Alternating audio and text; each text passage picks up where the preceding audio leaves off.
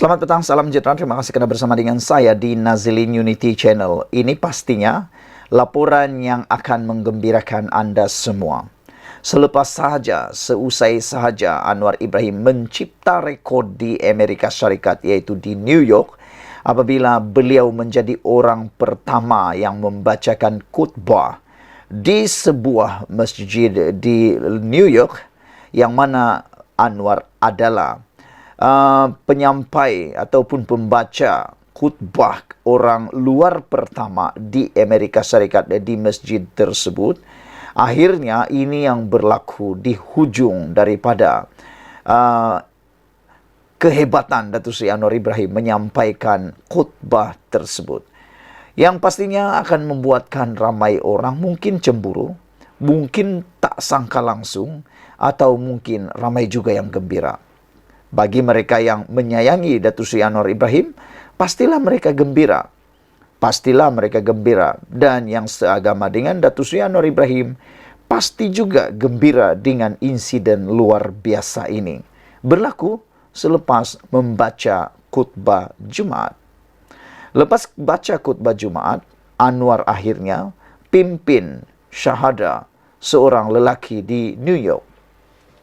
Perdana Menteri Anwar Ibrahim berkesempatan memimpin syahadah kepada seorang lelaki yang memeluk Islam selepas menunaikan solat dan menyampaikan khutbah Jumaat di Masjid Pusat Kebudayaan Islam New York tengah hari semalam. Ketika Perdana Menteri beredar sambil bersalaman dengan jemaah selepas menyampaikan sumbangan Al-Quran daripada kerajaan kepada masjid, pengacara majlis memaklumkan seorang lelaki yang dikenali sebagai Andrew Violence mahu memeluk Islam dan memintanya tampil. Seorang pengawal masjid kemudian dilihat menjemput Anwar sambil pengacara majlis mengumumkan Perdana Menteri akan menyempurnakan pengislaman lelaki berkenaan lapor berita harian. Menurut pegawai media dari pejabat Perdana Menteri, majlis itu adalah secara kebetulan dan tiada dalam atur cara rasmi. Sementara itu bernama melaporkan Anwar yang menghadiri Perhimpunan Agung Pertubuhan Bangsa-Bangsa Bersatu UNGA ke-78 adalah pemimpin asing pertama diberi penghormatan menyampaikan khutbah di pusat itu, yang merupakan masjid pertama dibuka di Bandar Raya New York. Dalam khutbahnya yang disampaikan di hadapan lebih 800 jemaah, Anwar berkongsi pengalaman Malaysia dalam menguruskan masyarakat berbilang kaum dan agama. Kami sentiasa cuba menggalakkan persafahaman, toleransi dan keperluan untuk memahami budaya dan agama orang lain. Ia penting bagi kami untuk hidup rukun, damai dan harmoni, kata Datuk Seri Anwar Ibrahim. Pada masa yang sama, Perdana Menteri berkata, umat Islam perlu mengukuhkan perpaduan sesama mereka serta memperoleh maklumat dan pengetahuan. Anwar turut mengambil kesempatan untuk menjelaskan konsep Malaysia Madani yang diperkenalkannya di Malaysia serta ancaman Islamofobia di seluruh dunia. Apabila kejadian membakar Al-Quran berlaku, Malaysia mencetak 1 juta naskah Al-Quran untuk diedarkan ke seluruh dunia. Malah, kami hantar 15,000 naskah ke Sweden supaya mereka dapat melihat dan memahami dan bukan bergaduh kerana jahil, katanya lagi. Imam pusat itu, Saad Jalloh, berkata, hari ini merupakan detik bersejarah bagi pusat itu menerima kehadiran Anwar dan rombongannya kerana menurutnya Anwar merupakan pemimpin pertama melawat masjid berkenaan. Sekian dulu untuk kali ini. Jangan lupa tinggalkan komen anda. Sila tekan butang subscribe. Malaysia kita punya. Kita juga sama-sama cintai Malaysiaku. Bye-bye. Selamat pagi, salam sejahtera. Terima kasih kerana bersama dengan saya di Nazilin Unity Channel. Kali ini isunya memang luar biasa hebat. Bekas Menteri Agama Muhyiddin akhirnya memperjelaskan isu anak dapat beasiswa MAIWP. Saudara-saudara sekalian, baru-baru ini tular di media sosial apabila ada dakwaan kononnya bekas Menteri Agama Muhyiddin didakwa memperoleh dapat beasiswa MAIWP. Kalau itu benar, itu membuatkan netizen tertanya-tanya. Kenapa anak menteri dapat beasiswa? Kenapa anak orang yang berada boleh dapat beasiswa? Sedangkan orang yang tak berkemampuan masih tak dapat beasiswa, kata mereka. Namun, lihat dulu, ini penjelasan daripada bekas Menteri Agama Muhyiddin tentang isu anak beliau dapat beasiswa MAIWP tersebut. Isu anak kepada bekas Menteri di Jabatan Perdana Menteri Hal Ehwal Agama, Datu Dr. Zulkifli Muhammad Al-Bakri, yang memperoleh beasiswa pendidikan melalui Majlis Agama Islam Wilayah Persekutuan MAIWP, nampaknya masih belum reda lagi. Menerusi ucapan terbaru Dr. Zulkifli hari ini, beliau telah menjawab salah faham salah seorang pemilik media sosial apabila mempertikaikan perolehan beasiswa terbabit terhadap anak lelaki beliau, Abdul Syakur Zulkifli, ke luar negara. Pertikaian tersebut berlaku apabila ada pemilik media sosial yang mempersoalkan beasiswa penuh yang diperolehi itu adalah daripada pembayar zakat dan menyatakan bekas anak mufti wilayah persekutuan itu tidak layak untuk memperolehinya kerana kedudukannya. Ramai juga yang menyatakan tindakan Dr. Zulkifli yang menayangkan beberapa gambar dia bersama anaknya ketika di lapangan terbang ketika menghantar anaknya ke Jordan untuk belajar adalah tidak patut dan sengaja dibuat-buat. Kalau dia tidak lantik juru gambar dan meletakkan gambar di media sosialnya, tiada orang pun tahu anak dia dapat beasiswa penuh daripada pembayar zakat, jelas seorang wanita di Twitternya. Namun, Dr. Zulkifli tampil menjawab dakwaan tersebut dengan ucapan menjelaskan beliau tidak melantik mana-mana juru gambar untuk tujuan tersebut, kerana telah mempunyai pasukan medianya sendiri, kata beliau lagi. Saya tidak lantik juru foto, semata-mata untuk tujuan berkenan. Saya memang ada juru foto, ada tim media yang sentiasa ikut saya ke mana-mana. Saya jelaskan baik-baik di thread sebelum ini. Tapi nampaknya saudari masih tidak dapat terima beberapa salah faham saudari.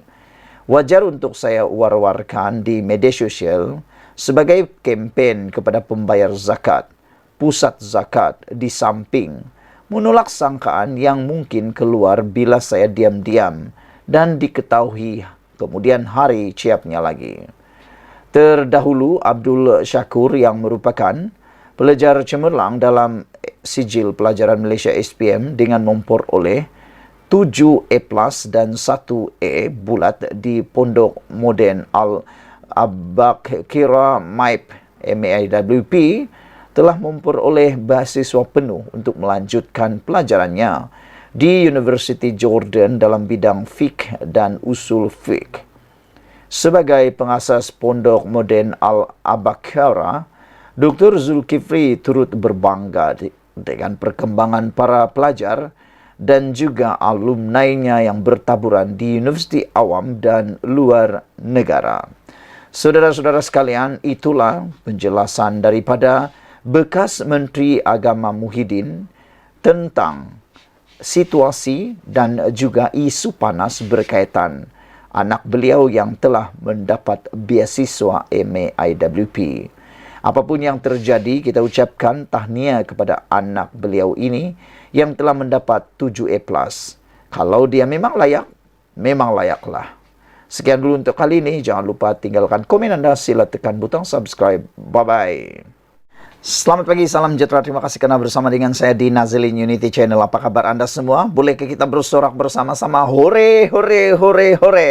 Macam menonton bola sepak lah pula. Tapi tak apalah. Kita ingin menyanjung, kita ingin memuji Perdana Menteri kita, Datuk Seri Anwar Ibrahim, atas kehebatan beliau lantang bersuara di peringkat antarabangsa, lantang menyuarakan hak-hak orang-orang di Asia Tenggara, khususnya Malaysia, dan yang lebih hebat lagi, membabitkan agama Islam itu sendiri. Kalau selama ini Anwar Ibrahim dilihat dengan sebelah mata, kononnya akan menyebabkan pemerintahan pentadbiran yang lebih liberal, itu semua kini hanya tinggal menjadi mainan politik semata-mata. Ini kerana Anwar Ibrahim telah membuktikan bahawa beliau ialah pemimpin agama Islam yang luar biasa, dihormati di persada antarabangsa, bukan sekadar di Malaysia seperti orang-orang yang lain, hanya hebat berkokok di kandang sendiri, berkokok di tanah Malaysia sendiri, tetapi antarabangsa tidak dapat melihat mereka, ditutup mata kerana tidak menghormati atau tidak dihormati sepenuhnya, berbanding Datuk Seri Anwar Ibrahim yang mana benar-benar disanjung tinggi oleh antarabangsa.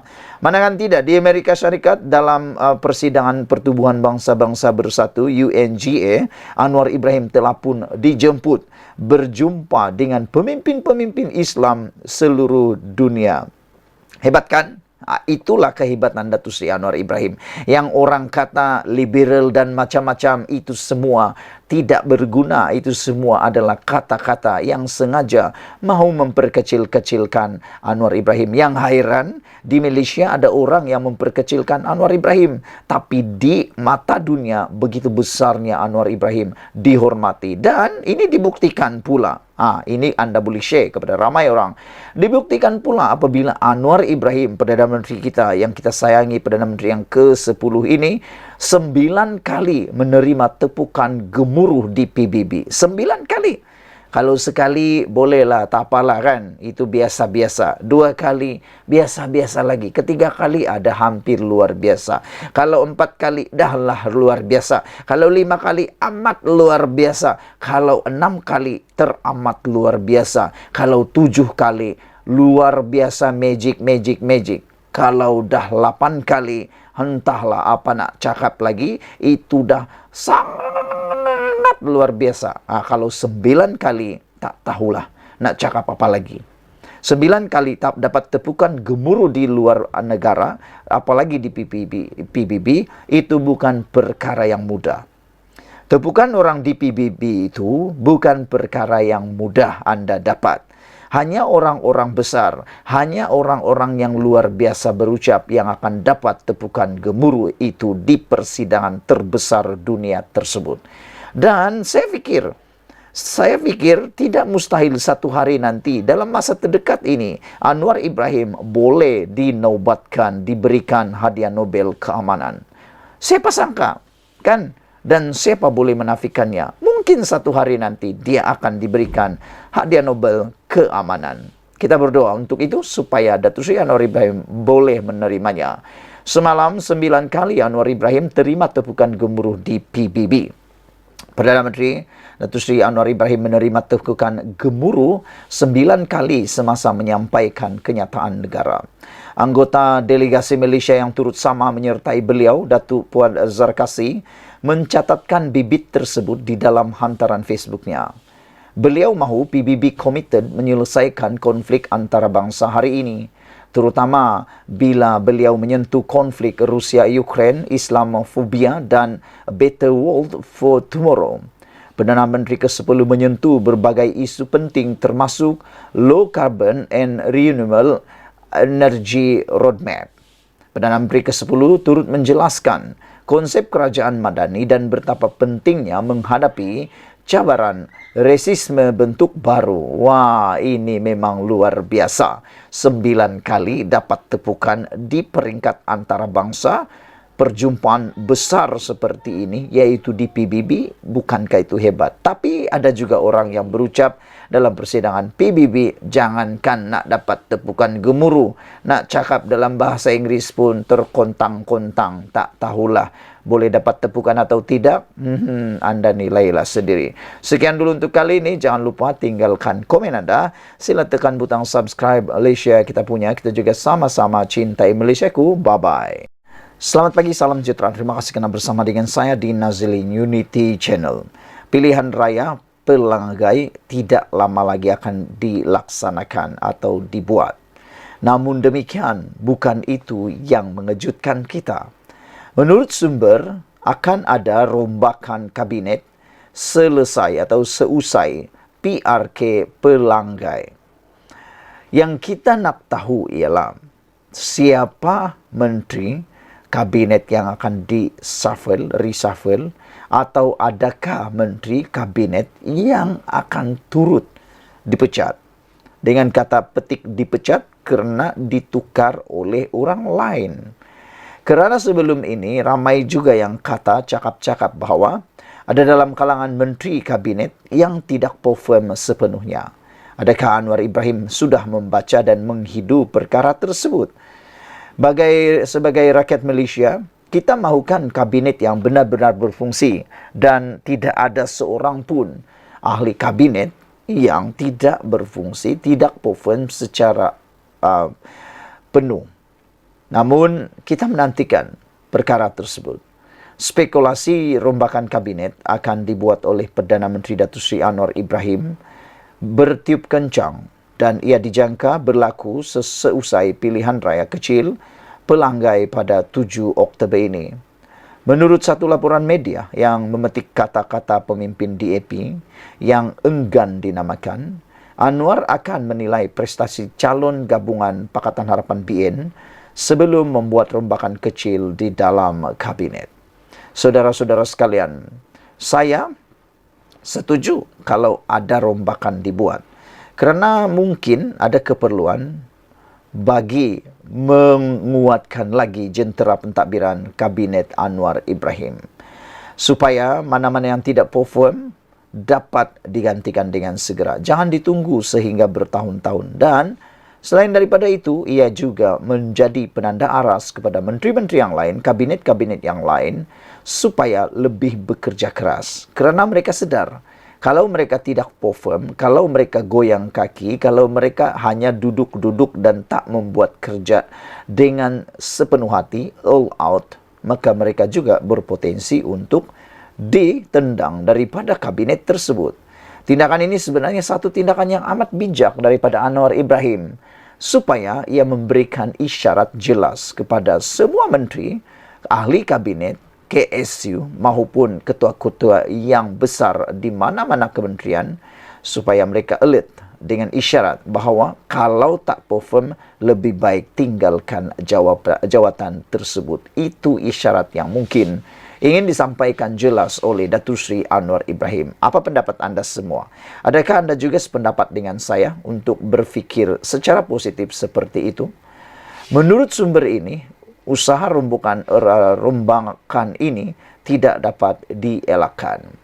Sementara itu, satu lagi laporan memetik sumber Jabatan Perdana Menteri berkata, rombakan akan termasuk penukaran ketua-ketua setiausaha di beberapa kementerian. Dengan selesainya pilihan raya negeri PRN di 6 negeri, kerajaan terus stabil berbanding propaganda dicanang Perikatan Nasional PN. Ini termasuk dukungan Sabah dan Sarawak terus kukuh. Perdana Menteri kini fokus kepada kerajaan untuk berfungsi melaksanakan dasar-dasar utama seperti RMK 12, Bajet 2024 pada Oktober, Polisi Tenaga dan Kos Sara Hidup. Oleh demikian, Anwar akan melakukan rombakan kabinet, KSU, anggota birokrasi, kaki tangan awam bahkan pejabat beliau sendiri, kata sumber tersebut. Sumber tersebut juga menambah rombakan dan akan dilakukan Anwar bagi memperkemaskan penambahbaikan dalam usaha komunikasi kerajaan. Misalnya, jentera bahan atau penerangan dilihat tertinggal berbanding Perikatan Nasional. Proses rombakan mesti disusunkan akan dilaksanakan dalam masa terdekat, kata beliau lagi. Saudara-saudara sekalian, sekali lagi saya nak minta pendapat anda semua. Apa pendapat kamu kalau rombakan ini dibuat dengan segera? Adakah anda juga berpendapat sama dengan saya supaya ianya menjadi lebih hebat, jentera lebih kuat dan kita akan menikmati kesan positif tersebut? Sekian dulu untuk kali ini. Jangan lupa tinggalkan komen Anda. Sila tekan butang subscribe. Malaysia kita punya, kita juga sama-sama cintai Malaysiaku. Bye-bye. Selamat pagi, salam sejahtera. Terima kasih karena bersama dengan saya di Nazilin Unity Channel. Apa kabar semua? Anda pasti akan menyukai konten yang satu ini. Ini adalah tentang kemenangan besar yang kita tunggu-tunggu, penafian besar yang kita tunggu-tunggu, keputusan besar yang kita tunggu-tunggu daripada Anwar Ibrahim. Ini apabila seringkali Anwar Ibrahim dihina, dicaci, dimaki, bahkan dikaitkan dengan serangan yang paling jijik sekali, yaitu LGBT. Kali ini Anwar Ibrahim memberikan jawaban mutlak yang paling kita tunggu-tunggu. Bukan disampaikan sekadar di televisyen Malaysia, di media Malaysia, di media sosial Malaysia, bukan saja disampaikan dalam negara Malaysia, tetapi di antara bangsa, yaitu di Amerika Syarikat, bahkan melalui CNN. Jadi akhirnya orang yang cuba menghina, yang cuba mengeji, yang cuba mempertikai Anwar Ibrahim berkaitan dengan LGBT, lepas ini mereka pasti akan meroyan yang tak sudah.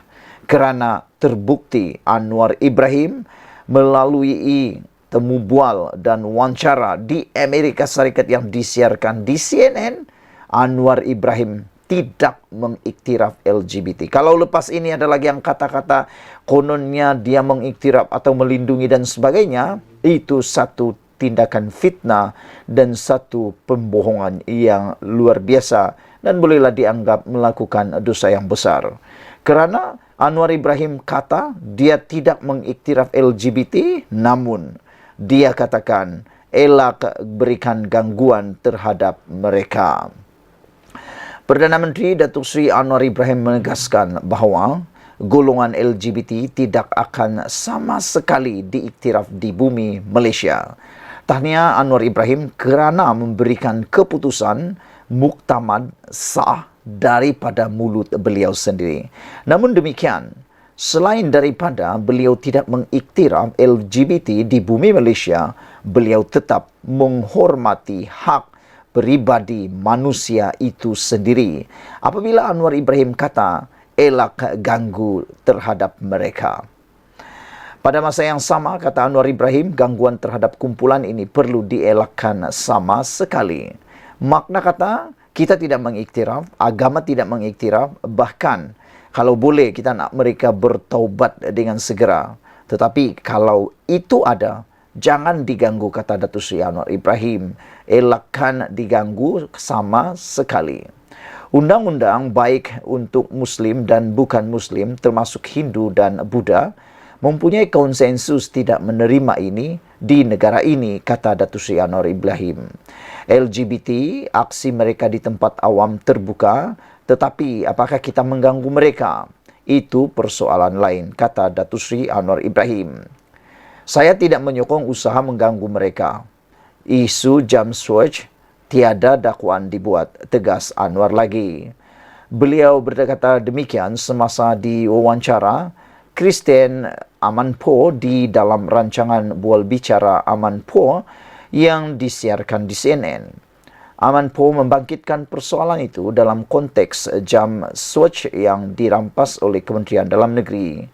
Syarikat Jam Antarabangsa tersebut telah memfailkan semakan kehakiman untuk mencabar rampasan tersebut.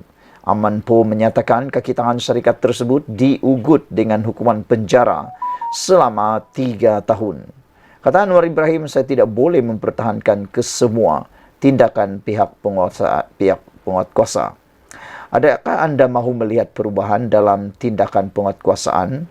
Tanya Amanpour. Kata Anwar Ibrahim, dia menjawab, tentu saya menghormati konsensus rakyat, tetapi ia tidak boleh dilihat sebagai gangguan, kata Anwar Ibrahim. Amanpour kemudian berhujah bahawa perbuatan liwat membawa hukuman penjara 20 tahun dan Anwar sewajarnya sensitif terhadap perkara tersebut, memandangkan beliau sendiri berdepan dan dipenjarakan di atas tuduhan tersebut. Anwar Ibrahim kata, ya, saya telah pun menyatakan kita perlu menyemak semula undang-undang, kata beliau. Ia tidak boleh disalahgunakan. Dalam kes saya, ia digunakan untuk pendakwaan terpilih politik, kata Anwar Ibrahim. Akhirnya, kita perlu menghormati sentimen umum rakyat Malaysia. Adakah ini bermakna ada amalan tidak tanya, tidak jawab soal Aman Poh? Anwar Ibrahim jawab, kita memang perlu bertoleransi, tapi isu terhadap golongan LGBT ialah gangguan. Ia perlu dielakkan, kata Datuk Seri Anwar Ibrahim lagi. Itulah dia jawapan yang cukup lantang, cukup berani dan cukup luar biasa daripada Anwar Ibrahim.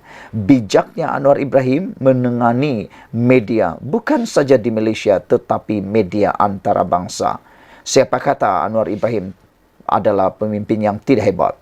Dia adalah pemimpin yang terbaik setakat yang ada sehingga kini di Malaysia. Lihat saja kepada pemimpin-pemimpin yang lain, perdana yang lain, belum ada ataupun kalau ada pun belum sehebat Anwar Ibrahim. Dan lebih mengecewakan ada Perdana Menteri yang jangan kata nak berhadapan dengan CNN, nak berdepan dengan media Malaysia pun tak berani. Sekian dulu untuk kali ini. Jangan lupa tinggalkan komen anda. Sila tekan butang subscribe. Malaysia kita punya, kita juga sama-sama cintai Malaysiaku. Bye-bye. Selamat datang, salam sejahtera. Terima kasih kerana akan bersama dengan saya di Nazlin Unity Channel. Ini isu yang paling hangat dan paling menarik sekali sepanjang hari ini. Pertama sekali ialah apabila Anwar mengatakan reformasi tidak mati. Kerana seringkali kebelakangan ini, Datuk Seri Anwar Ibrahim bahkan parti gabungan Pakatan Harapan diejek dan dicemu, khususnya oleh Khairi Jamaluddin juga, apabila beliau mengatakan bahawa reformasi kini berubah kepada reformati. Namun demikian, yang menghairankan analisis politik dan juga akar umbi Pakatan Harapan ialah mereka bertanya sejauh mana Khairi Jamaluddin memahami reformasi yang dibawa oleh Parti Pakatan Harapan. Kenapa tiba-tiba Khairi Jamaluddin bercakap tentang reformasi, kata mereka. Apa hak Khairi Jamaluddin untuk bercakap tentang reformasi, kata mereka lagi. Perdana Menteri Anwar Ibrahim berkata, hakikat bahawa ahli partinya sendiri bebas mempersoalkan dasar dan tindakan kerajaan adalah bukti jelas bahawa pentadbirannya tidak meninggalkan agenda reformasi yang dijanjikan selama ini. Beliau berkata demikian semasa menjawab soalan Christian Aman Poh dari CNN mengenai kritikan oleh ahli partinya sendiri, ahli Parlimen Pasir Gudang, Hassan Abdul Karim, yang mendakwa bahawa Anwar telah meninggalkan agenda reformasinya mengenai usaha membenteras rasuah. Lihatlah dari sudut positif, seorang ahli dari parti saya sendiri menyuarakan kritikan terhadap saya. Ia adalah proses yang sangat demokratik, kata Anwar Ibrahim lagi. Kritikannya mengenai isu itu, apa yang anda kira saya perlu lakukan? Adakah saya kemudian mengarahkan sahaja peguam negara supaya mengubah keputusannya? Kata Anwar Ibrahim. Ini menunjukkan Datuk Seri Anwar Ibrahim tidak sama sekali mencampuri urusan mahkamah maupun peguam negara. Kalau Anwar Ibrahim melakukan itu, pastilah mungkin perubahan keputusan mahkamah berubah. Tetapi apabila tidak ada perubahan, makna kata Anwar Ibrahim memang telah pun melakukan reformasi seperti yang telah dinyatakannya sebelum ini. Wawancara dengan Aman Poh yang berlangsung di New York disiarkan oleh CNN pada pukul 1 pagi waktu tempatan. Terdahulu, Anwar yang berada di New York sejak Khamis telah menyampaikan ucapan di Perhimpunan Agung Pertubuhan Bangsa-Bangsa Bersatu UNGA ke-78 buat kali pertama sebagai Perdana Menteri pada Jumaat. Perdana Menteri juga ditanya mengenai kes mahkamah yang melibatkan Menteri Besar Kedah Muhammad Sanusi Maknor yang didakwa kerana membuat kenyataan berbau hasutan terhadap Sultan Selangor, dan Aman Poh turut mempersoalkan sama ada ia sekali lagi bertentangan dengan agenda reformasi yang dijanjikan. Sistem raja ada tata caranya, kata Anwar Ibrahim. Saya rasa ada keperluan untuk melindungi institusi itu. Itulah yang rakyat putuskan sejak negara memperoleh kemerdekaan. Itulah sistem yang kami warisi, kata Anwar Ibrahim. Apabila seseorang itu disifatkan menghina raja dan pertuduhan itu diputuskan oleh peguam negara, saya maksudkan ada undang-undangnya, sehingga kita dapat pindah undang-undang itu tetap ada, kata Anwar Ibrahim. Anwar berkata, walaupun beliau sendiri dihina setiap hari, tiada sesiapa yang didakwa dengan pertuduhan menghina.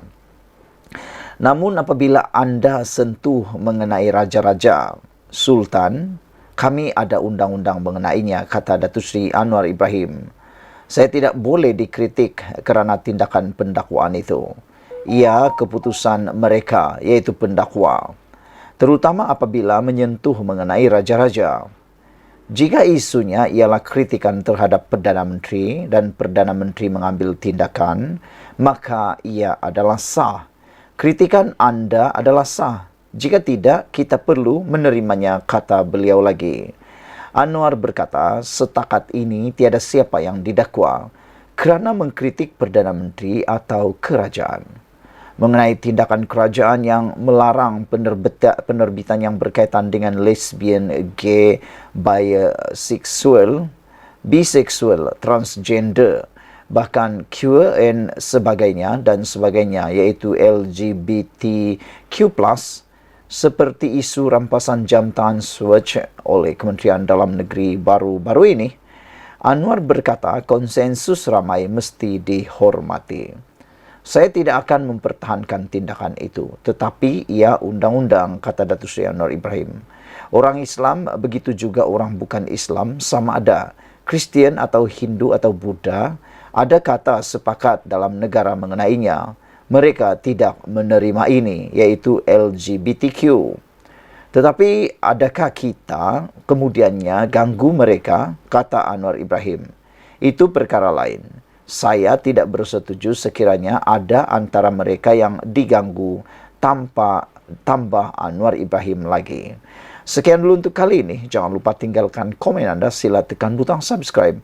Malaysia kita punya, kita juga sama-sama cintai Malaysiaku. Bye-bye.